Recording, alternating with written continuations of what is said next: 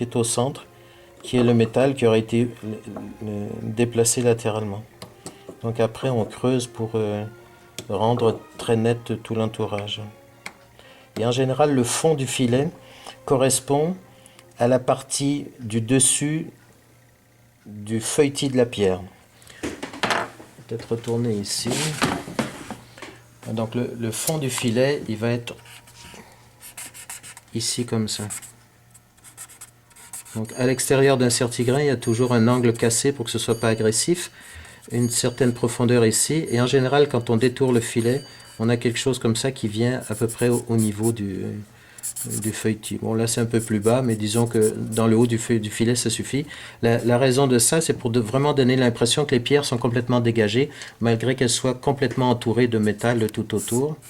Il faut vraiment qu'on ait l'impression que la pierre tient par des points ponctuels et que le métal autour se comporte un peu comme une surface qui fait miroir.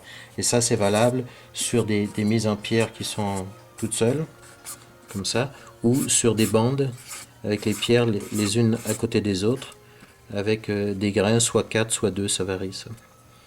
Voilà. Enfin, l'objectif de cette vidéo, c'était ça, c'était de montrer un peu ce que peuvent faire des échoppes.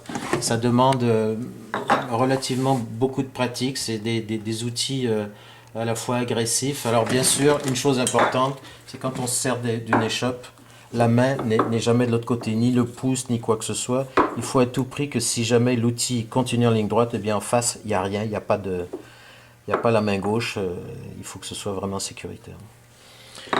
Voilà, alors il y aura certainement d'autres vidéos pour préciser des points comme ça, des écritures, des trucs. Entre parenthèses, si vous allez sur le forum de Bijoux à la cheville, en faisant dans le moteur de recherche pied de biche, vous allez trouver des dessins et des croquis qui ont été faits par Mickaël, qui sont extrêmement précis pour la manière de mettre des échoppes dans des manches en bois et puis des profils, etc. C'est des dessins qui sont très très bien faits.